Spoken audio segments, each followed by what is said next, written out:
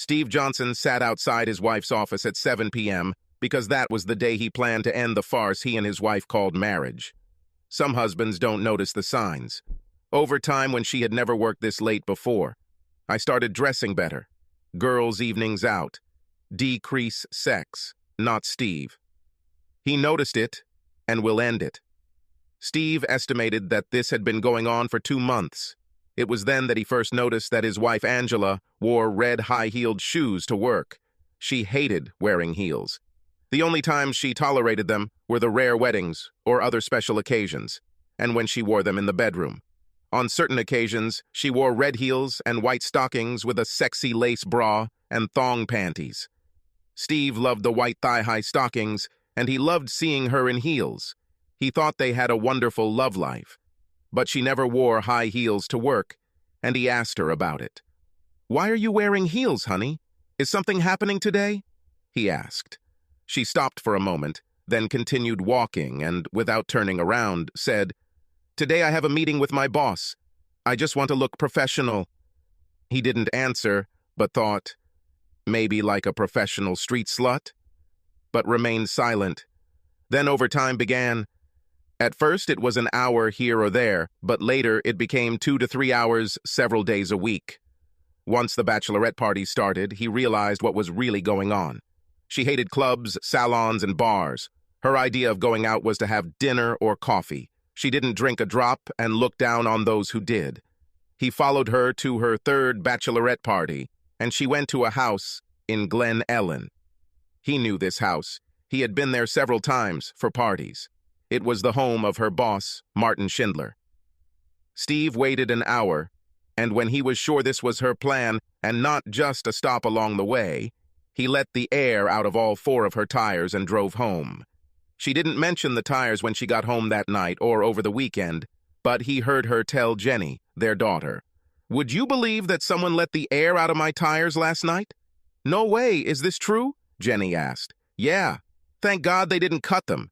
They just released the air. I was able to use that air pump thing your dad makes me keep in the trunk." "Wow, where have you been?" "Just at a dance club with my friends. You should probably avoid this in the future." Angela grinned and said, "Sure, baby." Steve met with a lawyer and began the divorce process. That's why he was sitting in the car, not far from her office. She was supposed to be served that same evening. He lamented his 21 years of marriage, but overall they had been good.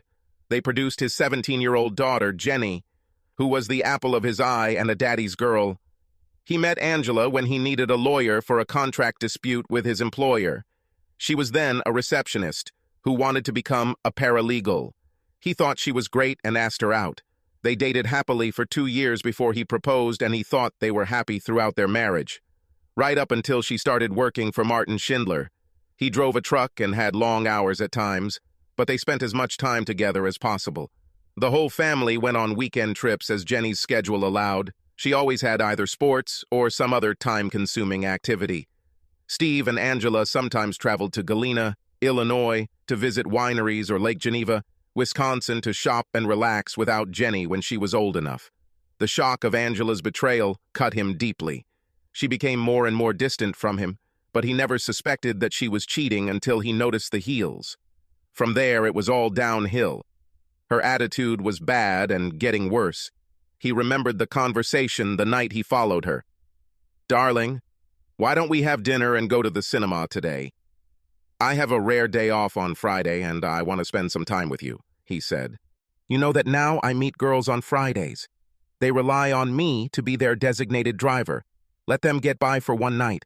With the extra hours you work and those nights you spend with the girls, I barely see you. Well, if you had a real job that didn't force you to drive at all hours of the day and night, you could see me more often. But you don't, and I had to suffer through it for 2 decades. Deal with it. See you later." She didn't even say goodbye when she walked out the door. He was speechless. He followed her into the garage and watched her drive out. He grabbed the keys and hurried after her.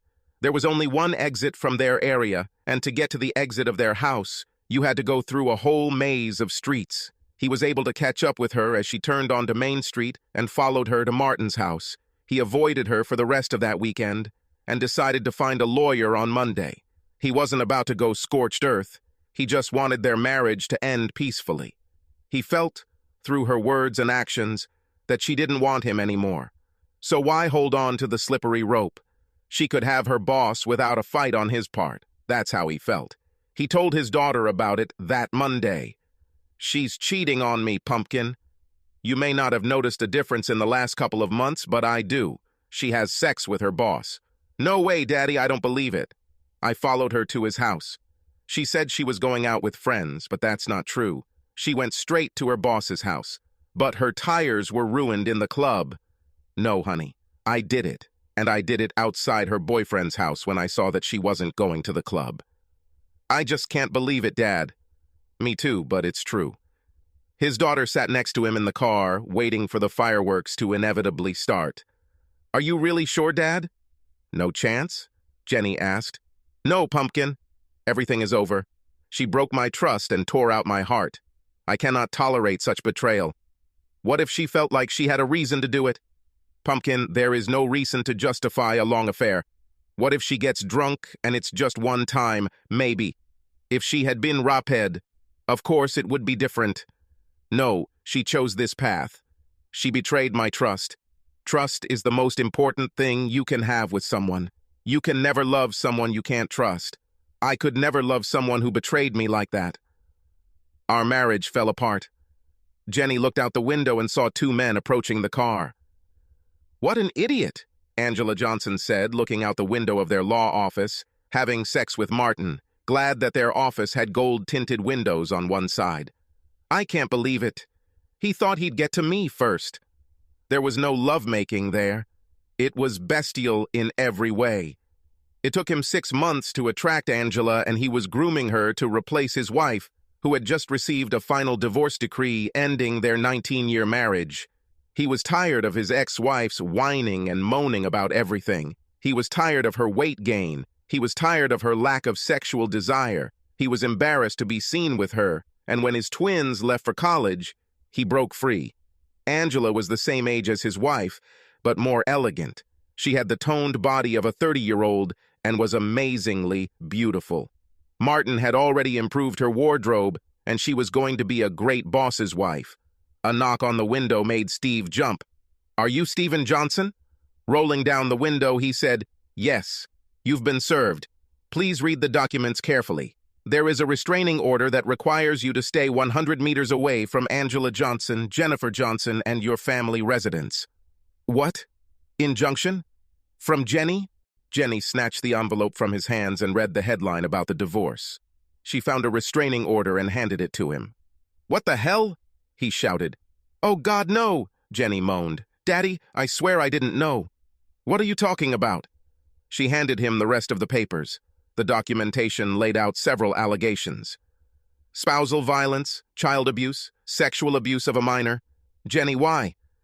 "Dad, I swear I had nothing to do with this. This is a lie or a mistake." "Wait, how did she know I'd be here right now?" "That's because I told her," his daughter said. These words broke his heart. "When you told me she was cheating on you, I came face to face with her. She told me she only did it because she had an investigator's report that said you cheated on her. You can't be serious, can you? Have you seen the report?" "No." "You believed her and not me? Did you let her set me up?" "Baby, why? I love you so much. Why did you do this to me? I asked you not to say anything. I swear, Dad, I didn't know about the restraining order. This abuse is bullshit. I swear. I didn't say anything like that to anyone." He cried quietly, not paying attention to her pleas. A moment later, he said, "You have to leave now, Jenny." "I can't and don't want to be within 100 yards of you anymore," he said quietly. "Dad, no," she screamed. "Go, or I might get arrested on top of all this." "The sheriff is still here, watching me." Reading further, he said, "Oh my God! They also froze all my accounts. Crap! What should I do now? Congratulations to you both. You destroyed me. I can't even afford to fight her damn powerful law firm with all these bogus claims. I will forever fight in court." "Oh God, no. I'll fix everything, Daddy," she said, getting out of the car and heading towards the office building. Martin and Angela finished and sighed contentedly. "It was great, darling," she said. "I just wish I had binoculars so I could see his face." Martin was just fastening his belt and Angela was smoothing out her dress when Jenny ran into the office screaming, "You're a bitch! Child abuse? Sexual violence?" "What is wrong with you?" Jenny screamed. "I should have had the advantage," Angela said. "I should have struck first. Now he cannot enter the house or access our money for some time. Now I have the upper hand over him." "He didn't insult me?" "I don't know this for sure. You guys are really close," Angela said with a grin. Jenny approached her and asked, "He didn't cheat, did he?" "Of course not. Who needs it?" she said with a laugh. "You're a monster," Jenny said, and punched her mother in the face with all her might. Angela collapsed to the ground in shock and pain. Martin laughed and said, "Nice shot, girl." Jenny froze, then looked around. She saw bookcases, shelves, and a dirty desk. She grimaced in disgust, looked at Martin, and swept everything off the table. Then Jenny looked at him and calmly said, "You'd better never cross paths with me again, idiot. I can and will hurt you." And she left. "Jenny, wait, damn it!" Angela screamed. Martin said, "That little bitch will pay for this."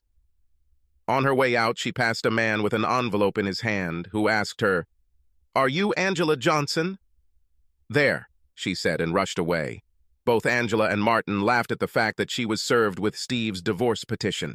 Jenny desperately tried to talk to her father. Out of fear, he knew he couldn't talk to her, so he didn't answer and cried every time he saw her call. He was afraid that Angela would find out and send the police after him for violating the restraining order. Angela had already alienated him from all their friends, and only his parents and brother believed in his innocence. His sister-in-law kept him away from his niece and nephew, just in case it was true. This nearly ended her marriage to his brother before George forced Jenny to tell her the truth. He couldn't understand what he had done to deserve such hatred from Angela and betrayal of his daughter. Even if she didn't know about the abuse charge, she still told her mother that he knew about her affair and when she would be served. She even lied and said she wanted to be with him to support him when he served Angela. But she knew he would be served and said nothing. Jenny tried to find someone to help her dad. She found a copy of her mother's divorce papers and saw that the lawyer worked in her mother's office, so it was impossible to go to him. She called Grandpa George. George was Steve's father, and she hoped he could help. "What do you need, young lady?" he asked. "Grandfather, we must help Dad. I don't know who to turn to for help. He doesn't answer my calls. I can't believe what you did to your father, Jenny. What were you thinking while helping your mother?" "Grandfather, this is all a lie. I did not do anything. It's all my mom and her idiot lawyer guy. Watch your tongue, girl." "I'm sorry, Grandpa. I swear I didn't blame him for any of this, and I had no idea that when I confronted her, she would explode like that." "Fine. I'll see what I can do." "Grandfather, is he there? Can I talk to him?" "He cannot have any contact with you until this order is lifted. Every time you call him, he starts crying because of what happened.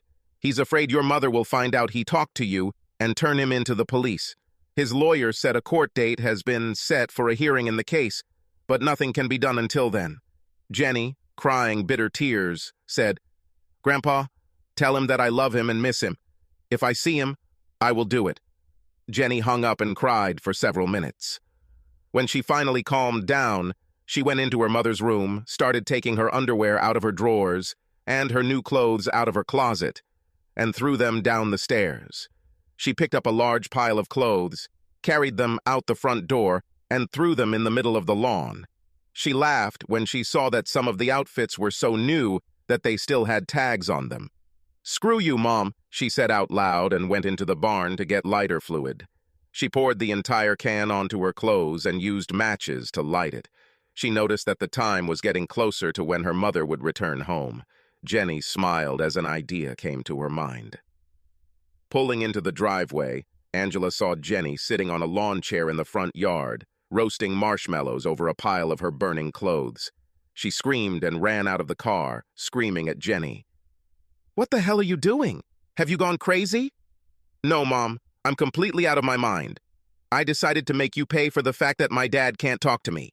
Every day that passes until I talk to him, I'm going to destroy a few more of your things.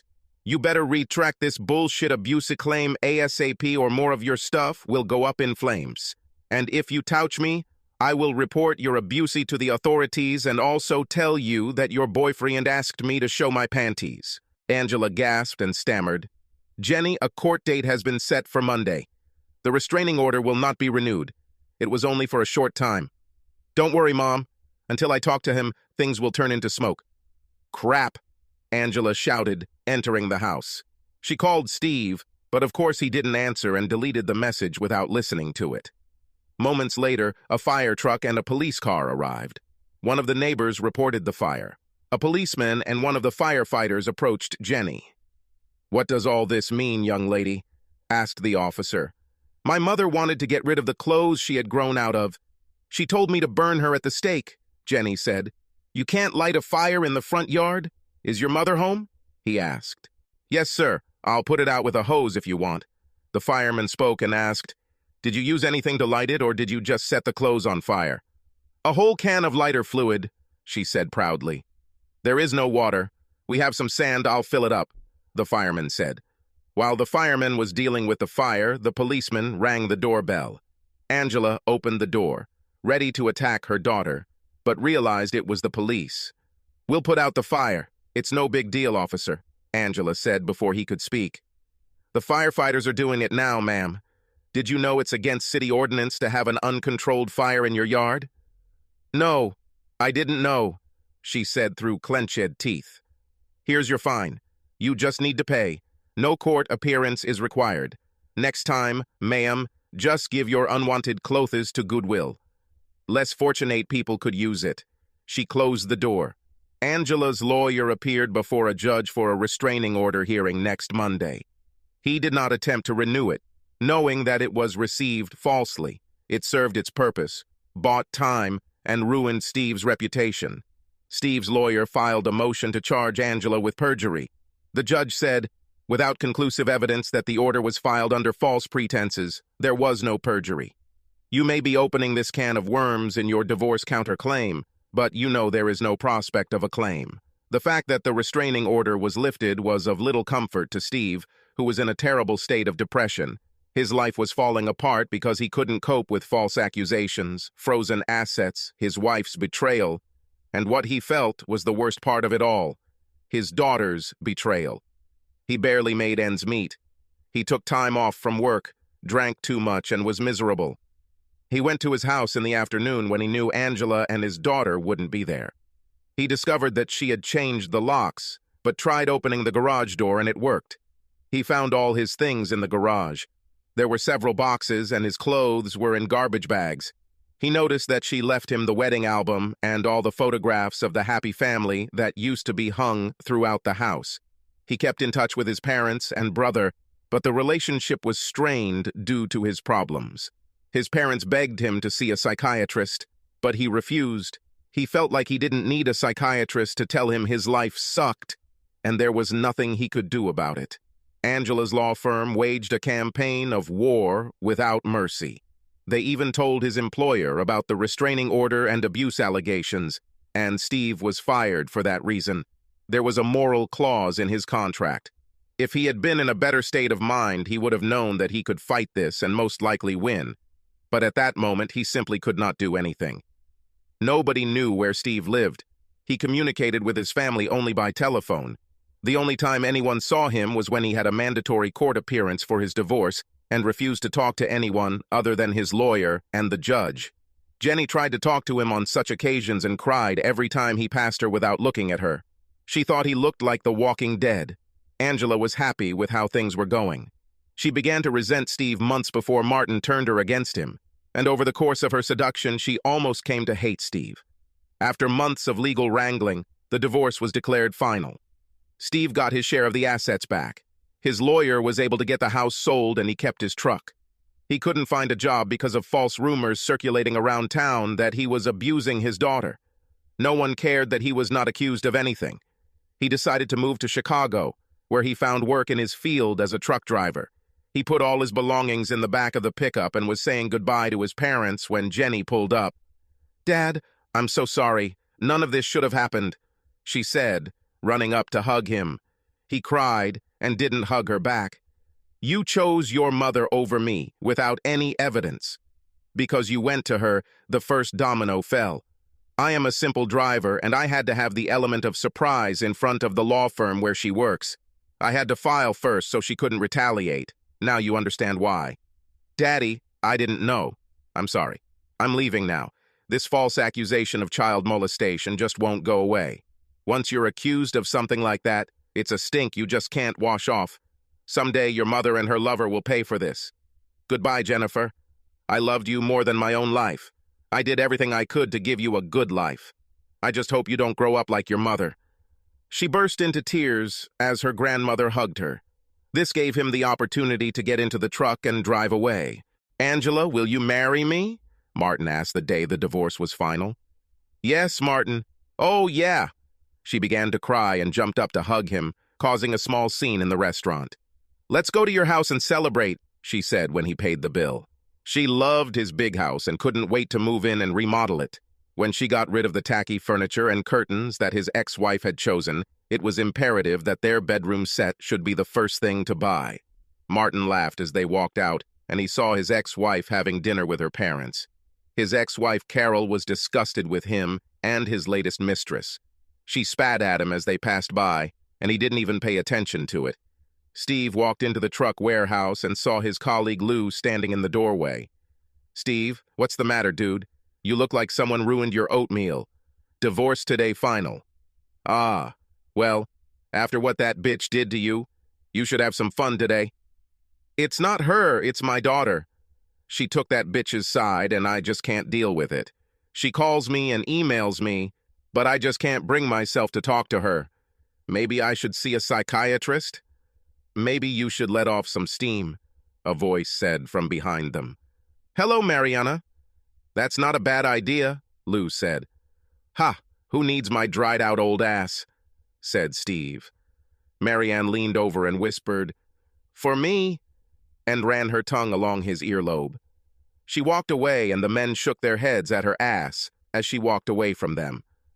Go for it, Steve. She's a wonderful girl. What the hell? Why not? Steve answered. This is my boyfriend. Now let's hit the road. On their first date, Steve took Marianne to dinner and a movie. After the film, they went to Baker Square for coffee and cake. Steve, you need to keep your chin up.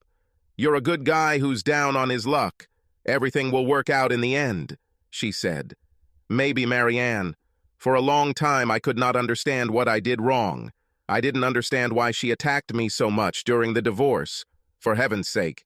She's terrible, but it's all over now, she said, grabbing his hand. Look forward, not behind. I'll make it worth your time. He smiled and squeezed her hand. Let's get out of here, shall we? Marianne pulled Steve in for a kiss as she opened the front door. Do you want to look at my bedroom? I wish I could. She took his hand and led him to her bedroom. Moonlight streamed through the window, giving the room a soothing bluish tint. They kissed, intertwining their tongues, and slowly undressed each other. There was nothing crazy about it. They were going to enjoy every moment. She lay down on the bed, and he knelt on the floor. Well, her loss is my gain, and I plan to take advantage of that advantage often. He kissed her and said, Anytime, dear, anytime. A week or a day later, a man dressed all in black crept up to the back door of a large house in an upscale part of town. Prepared to have to break in, he smiled when he found the door unlocked. Slowly making his way through the house, hoping the floorboards wouldn't creak, he found the room he was looking for. The room was perfectly equipped for what he needed, and he knew it because of the Facebook photo of his target sitting at his desk. This arrogant man had this photo on his screensaver. The closet was behind and to the right of the desk, and the room was fairly dimly lit, only by a desk lamp. The closet door was closed, but he could still see the room fairly well. He opened the door behind the counter and waited. The only cause for concern was that the target approached the closet before sitting down at the table. It would make things even more confusing, but the job would still get done, and his perfect alibi would keep him safe anyway. Martin Schindler walked into his home office and looked at the computer monitor that sat at an angle on his desk. His back was completely turned towards the cabinet behind him. The uninvited guest slowly opened the closet door and carefully slipped out. Martin heard the noise and looked up. The gun was pressed to his head and the trigger was pulled. The pistol was placed in his hand, a note was left on the table, and the shooter quickly walked out the door. "Price paid in full," was all the note said. Angela returned home from the store and walked through Martin's office door to show him the new bedding she had bought. She screamed when she saw the body limp in the chair. She took her cell phone out of her purse, called 911, and reported the shooting. She looked at him and saw a gun in his hand and a note on the table. She didn't touch it, but she read what it said and received a message. "No, Steve, no," she screamed. "What have you done?" Detective Devontae Jordan received a call and headed to the Schindlers' home. When he arrived, he saw a woman crying in the living room and crime scene investigators moving in and out of the office. He scanned the scene and looked at the new set of golf clubs in the corner of the room. Good clubs, dear ones, he thought, and continued to look around. He looked at the body and saw the gun still clutched in the victim's right hand. He asked one of the officers who arrived first, "What do we have at the moment?" An obvious shot. To himself in the head. Victim lawyer Martin Schindler. Homeowner. The bride is Angela Johnson. She found the body and called 911. "Is there a note?" "Yes, sir. It is typed on a computer and is not signed. It's just one sentence, that's all." He handed him a plastic bag with a note. Detective Jordan frowned and asked, "Is the bride that blonde?" "Yes, sir." "Ma'am, do you have any idea what the note means?" Detective Jordan asked Angela. "Yes, that means it wasn't suicide. My ex-husband killed him. Martin hates guns. He didn't have such a gun." "Why do you think your ex did this?" "Because he felt Martin took me away from him." "Did he really know?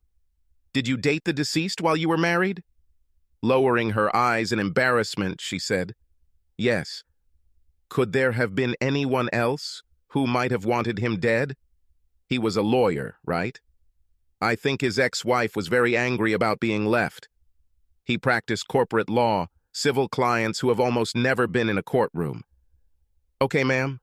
Where were you this evening?" "Shopped. You don't think I did it, do you?" "I don't even know if it was suicide. Could you give me the receipts for your purchases, please?" "Okay, detective." On a sunny Sunday afternoon, Detective Jordan visited Steve Johnson. "Mr. Johnson, I'm Detective Jordan. I need to ask you a few questions, please." "Of course, detective. How are you?" "Where were you last night around 8 p.m.? "Have worked. I was driving a rig through Rockford. I arrived at the station at 9:30. You could check the logs. Where did you come from?" "Madison. What's happened?" "Martin Schindler was shot dead last night in an apparent suicide." "Unobvious?" "Let's just say there are some inconsistencies." "Fine. Well, I couldn't finish it from Rockford." "No, sir. If I have any more questions, I'd like to call, if that's okay." "Of course, I will give you my new mobile number." The detective left and was unhappy that he had to drive to the northwest side of Chicago to talk to Steve, and then across town to the carpool to check the alibi. He thought a little more about what was bothering him about the suicide. Why would a left-handed person shoot himself with his right hand? Why did he type the note? Why were there so few gunshot marks on his hand? But they were present and stated that the victim fired a gun, but it was an oddity. After the detective left, Steve sat down at his kitchen table when Lou spoke. "What does this all mean, Steve?" Steve laughed and said, "Would you believe that my ex-fiancé committed suicide? No fucking way." "Yeah, I hope my alibi checks out." They laughed and clinked beer bottles on toast. Angela sat in the front row at the funeral, mourning the man who so easily took her away from her wonderful husband. Tears flowed for the man who convinced her to go on a nuclear attack and kill a good man so that she could change. She was madly in love with her truck driver, husband, until she was transferred to work for Martin. Martin targeted her and almost immediately began to wear her down. Snide comments about truck drivers, flippant comments about him when he was on a trip. It was too easy for Martin. He planted a seed that she had neglected because of Steve's long days and sometimes nights on the road. and it grew. She couldn't decide whether she was crying because of the loss of her fiancé or because of the loss of her husband and the breakdown of her relationship with her daughter. It was all a waste of time.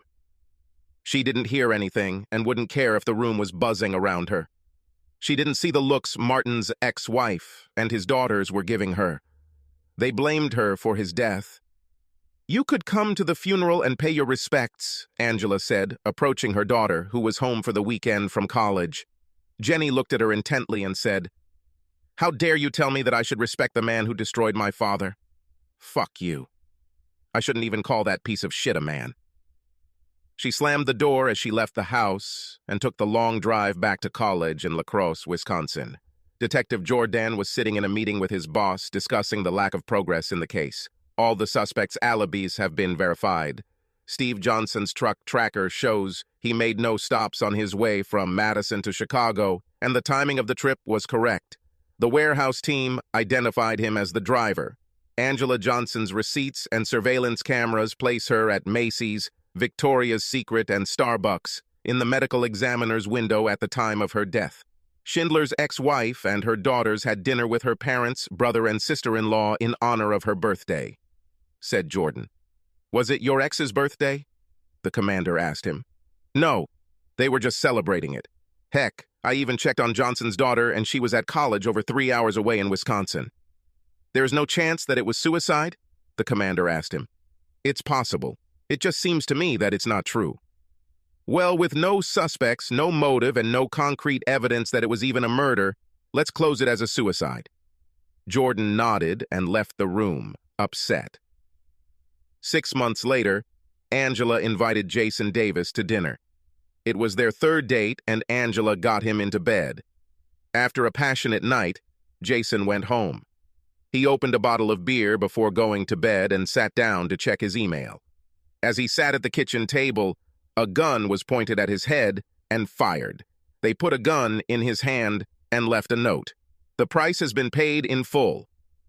Detective Jordan walked through the apartment and into the kitchen. Before he could speak, he was handed a suicide note. "Well, damn it. Looks like I was right about something else. Now I just need to find out who the hell did this," he told the officer. "Any fingerprints, Mark?" he asked the technician. "Yes, but if I had to guess right now, I would say that they are victims." "Are there any witnesses? Who called the police?" Jordan asked. "A neighbor heard the shot and called 911. No one saw anyone enter or leave." "Of course not. How did they get here?" "No broken locks or windows. It looks like a balcony to me."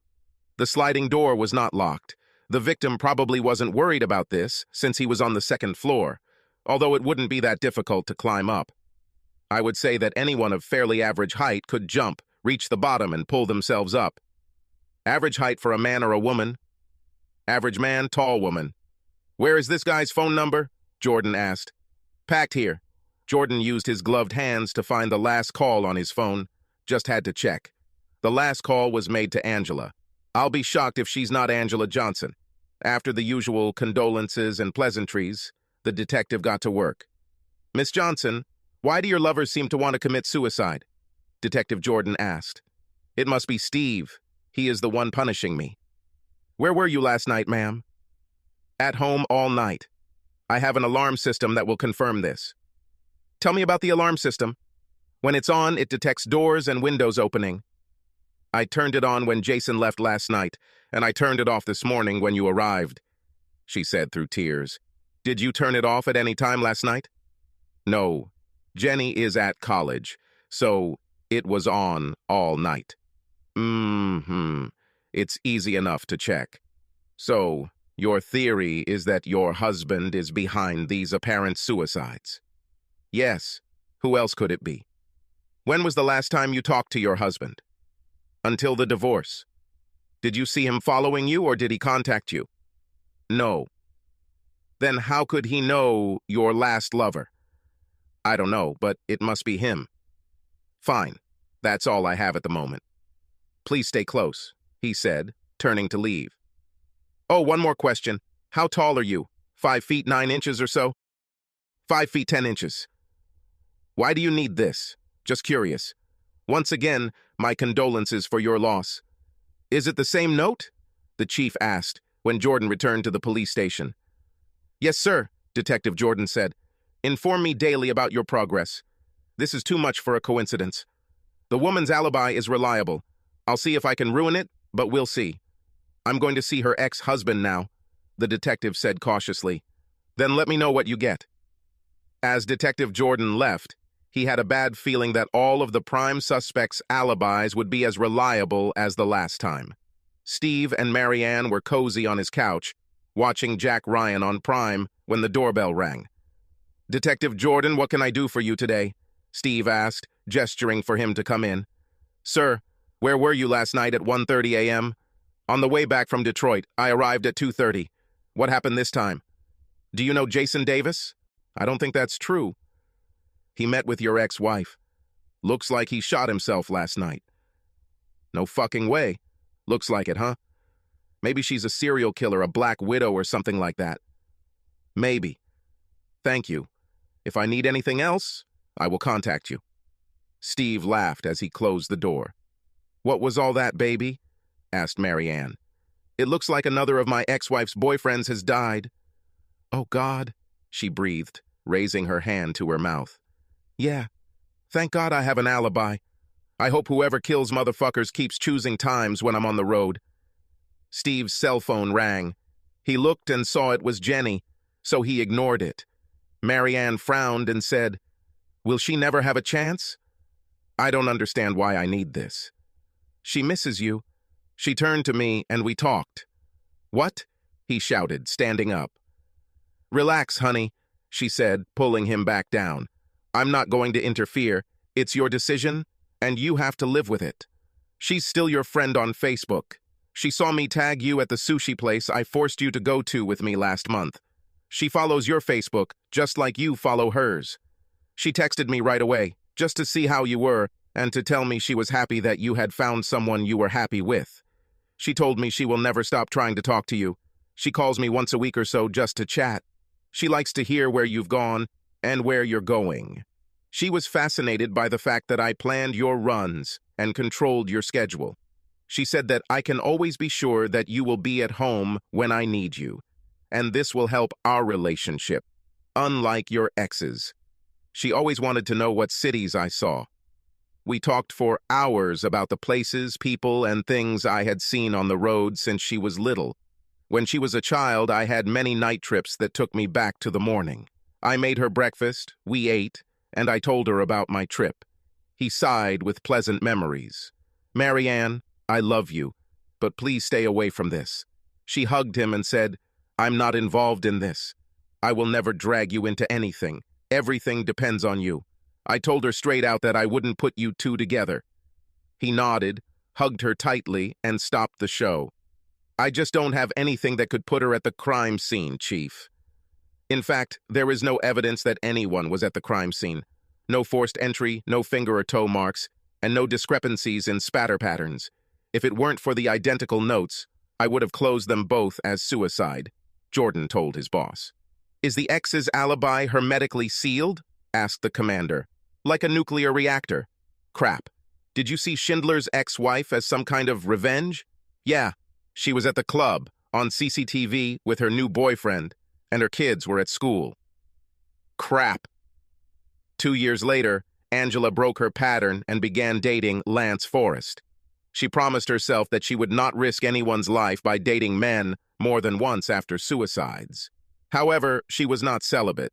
She limited herself to one-night stands with pickup artists from the bar. Getting an STD changed her mind on this matter, so she needed to take a chance and settle down. After a month of dating Lance, she got comfortable. Some would say she was being careless with him. She stopped trying to hide her relationship and began dating him in public. Lance was watching a ball game at home when a gun was put to his head and the trigger was pulled.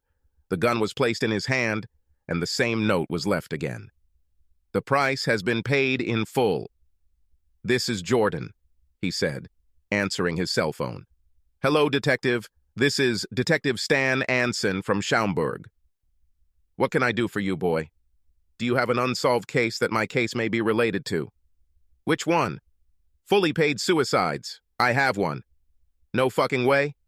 Any connections to Angela Johnson?" "Yes. She was his girlfriend. No way in hell. Your ex-husband's alibi impeccable, Jordan asked. Yes, he was passing through Madison at that moment, Anson answered. Where was she? Home alone. The security system provided her with an alibi last time, and we couldn't break it. Is it the same this time? This time of delivery of Chinese food. She ordered from her home phone, and the food arrived within 30 minutes. The shooting happened during that window of time, according to a neighbor who called 911. From her house to the deceased's apartment is a 23-minute drive each way and a 3-flight walk to the top. It's close, but we don't see how she could have done it in that time window. I agree, damn it. Let's get together tomorrow and compare the files. Fine. Again, all the alibis were inviolable, and there were no new suspects. The cases remained unsolved. Steve and Marianne sat in the Great Hall, watching Jenny as she walked across the stage to receive her bachelor's degree.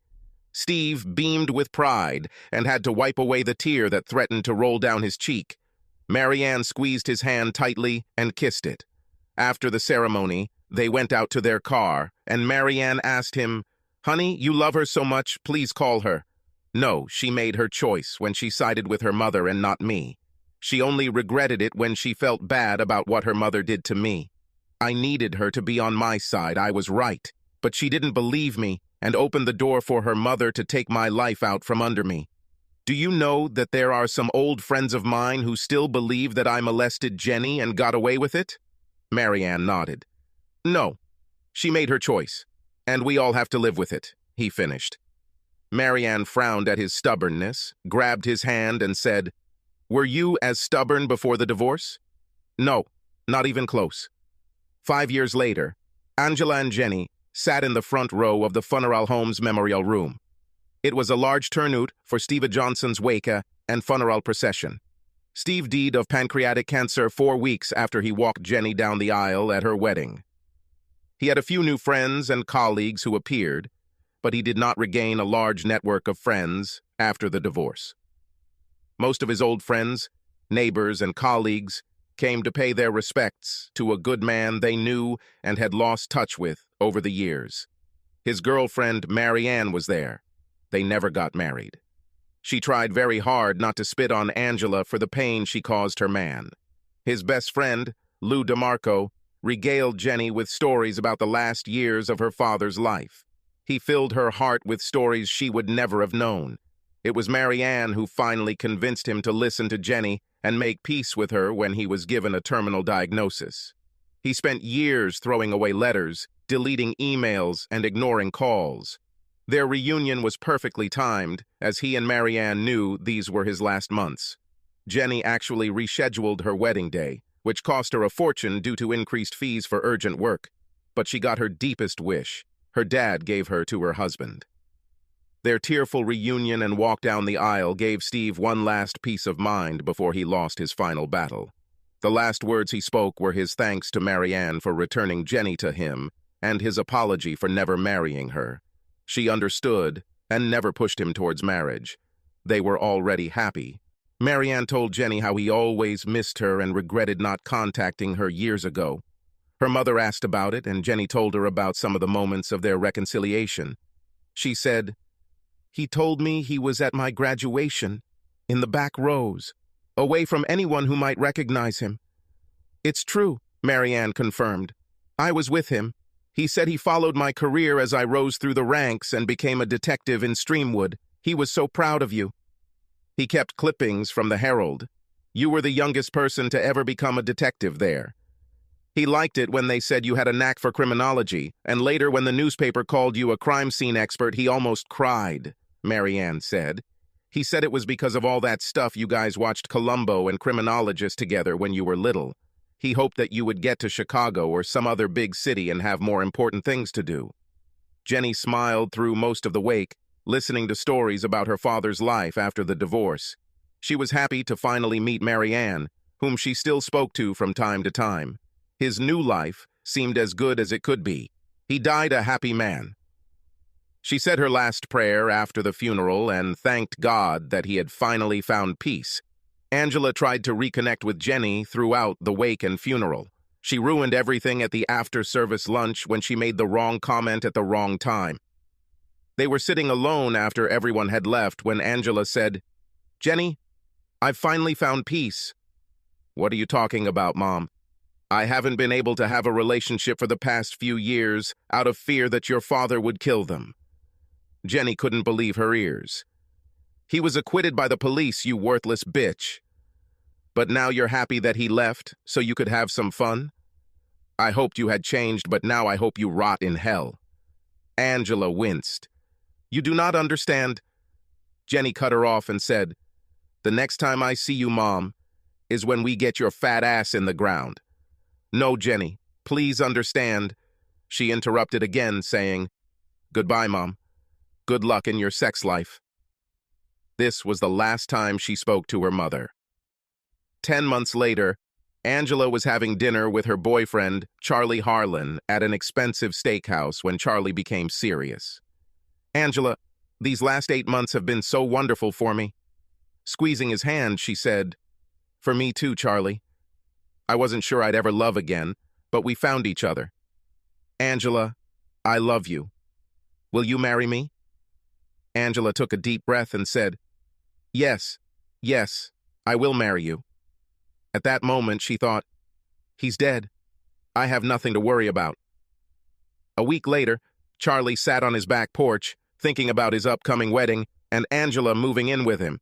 He took a deep drag from his Cuban Monte Cristo No. 2 cigar and exhaled the smoke. When he sighed contentedly, the gun was put to his temple and the trigger was pulled. A pistol was placed in his hand, a cigar was placed in an ashtray, and a note was left under a heavy ashtray on the table. "The price has been paid in full." Angela hung up after speaking with Detective Jordan. Her face was wet with tears after the emotional conversation. She went up to the bathroom and grabbed a bottle of sleeping pills. She didn't need it for a while, but she always kept it handy. She walked to her mailbox, placed an envelope in it, and raised the flag so the mailman knew there was outgoing mail. She lay down on the bed and thought about her wedding to Steve and what a beautiful day it had been. She thought about Jenny and how proud she was of her career. She thought about family vacations and trips to the park. She regretted never having met Martin Schindler and ruining her own life. Finally, she prayed to see Steve soon. She placed the note on her chest as she fell asleep for the last time. Her note read, "My price has been paid in full." Jenny entered the house with mail and a bag of groceries. She put everything back in place, hung her keys on the hook, and kicked off her shoes. Her husband, Blake, wouldn't get home until almost midnight as he was working his second shift as a cop, so she could enjoy the quiet of the house. She opened a bottle of California Cabernet and poured a glass full. After taking a sip, she walked over to the pile of mail and saw a letter. "Holy shit!" she screamed when she read the sender's name, Angela Johnson. She tore it open and read her mother's last message to her. Falling into a chair, she tearfully read what her mother's suicide really meant. "Wow, Mom, wow," she said to the empty house. She took her mobile phone and called. "Jordan. Detective Jordan, this is Jenny Stanger, daughter of Steve and Angela Johnson. Hello, young lady. Sorry to hear about your mother's suicide. Thank you. At least you don't have to investigate." "Yes. What can I do for you, Jenny?" "I received a letter in the mail from my mother. This is a confession." "What?" he shouted into the phone. "This is a confession of all suicides that were actually murders." Obviously, she was crazy. "I cannot believe this." "Jesus Christ. Okay, come and meet me at my site as soon as you can. I'm on the road." She took the first page, set it on fire, placed it in the fireplace, and made sure it was completely burned. The letter said, "My dear Jenny, I give you this last gift of my repentance. Whether you believe it or not, I love you with all my heart, and I apologize for all the pain I caused you. It wasn't intentional, and hurting you and your father was the worst thing I've ever done. I knew it had to be you when Charlie was killed, and I accept my punishment. I'm sorry that I made you punish me in this way, and I hope that you can now live the rest of your life without the pain of my betrayal of you and your father. Destroy this page and give page 2 to the police. Page 2 is my confession to them. I take full responsibility for everything. It's all my fault, and I can never bring back your lost years without your father and your pain, because he believed you were guilty of betraying him. There have been so many deaths because of me, and it must stop. Maybe this will make up for your guilt and you can finally forgive me and find peace. Please tell my future grandchildren stories of good times, not stories of how I ruined our lives. I pray that you and Blake have a long and happy marriage. Never fall for the bait when someone tries to take you away from them. I love you with all my heart. Mother. P.S. Please reach out to someone and get the help you desperately need. The tired page sounded like this. Expensive, Jenny. By the time you receive this, I will already be dead by my own hand. I can't stand the guilt anymore. I killed all these men, my lovers. They all had to pay a price for taking me from your father. I always belonged to him. Maybe now I can join him again. May the Lord forgive me. I will always love you, and I'm sorry I ruined our life. Before Martin, we truly had an ideal family. Mother. Jenny walked over to Detective Jordan's desk, and after exchanging greetings, sat down in the chair he offered. After reading the letter, he said, Lord, Jenny, forgive me for suspecting you. Yes, I just can't believe it. She must have really gone crazy years ago when I stopped talking to her after what she did to my father. I can't believe she kept dating just to kill them. God, I just don't understand this. In a way, it makes sense that it was her. For a couple of murders, her alibi was unimportant. We just couldn't find her at the crime scene, and frankly, we didn't have enough good evidence. I always felt it was your father or Schindler's ex-wife, but we couldn't ruin their alibi either. Well, I'm glad it's all over. Murders, her pain, my suffering. Be careful, take care, detective. You too.